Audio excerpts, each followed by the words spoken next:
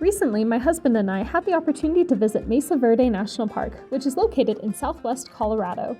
This park is known for its incredibly preserved ancient Puebloan cliff dwellings, and I have to say, it's impressive to see not only how many of these dwellings have been preserved, but how the ancient people evolved in their home building over hundreds of years.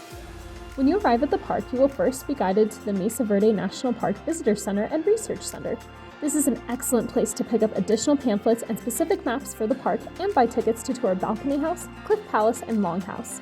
You cannot get close to any of these places without a ticket, so if you can, I recommend buying your ticket on recreation.gov a few weeks in advance. Isaac and I decided to tour Cliff Palace, which only cost us $8 per person, in addition to the $25 entrance fee. Remember though, the entrance fee is free if you buy an interagency pass for the year. There is no fee to enter Spruce Tree House or Step House, but both were unavailable to us to visit when we came to the park due to some rock slides.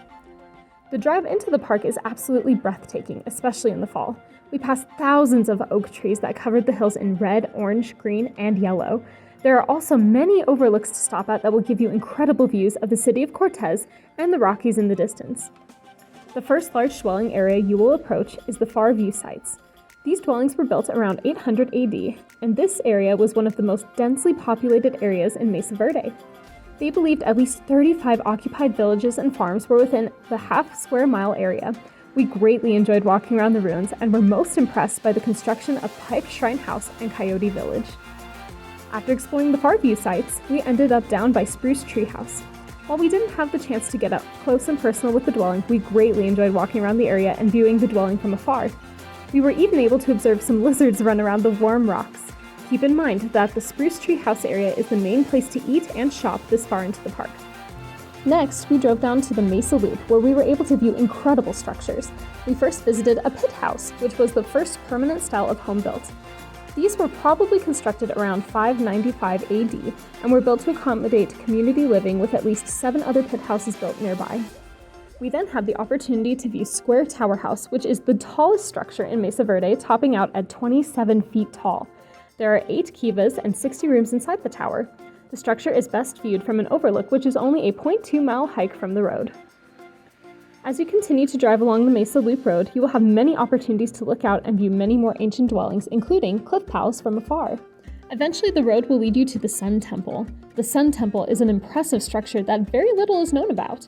With no evidence of roofing, few doors, or other artifacts, many have wondered if the structure was used for social, ritual, or symbolic functions. Whatever the case, it is an impressive structure and well worth a visit. After driving the Mesa Loop, we headed over to the Cliff Palace Loop for our tour. This is also where you will find your tour for Balcony House if you choose to visit that dwelling. Cliff Palace is a place I've wanted to visit for years.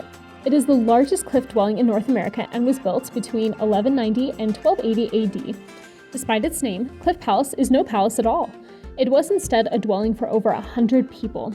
These people came to thrive so well, they actually began painting the walls to dress up their homes. It really is such an incredible place to see up close, and our park ranger tour guides were incredibly knowledgeable.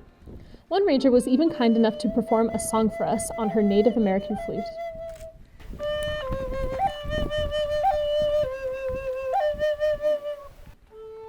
One thing to remember is that the descendants of these people believe their ancestors still live in these dwellings.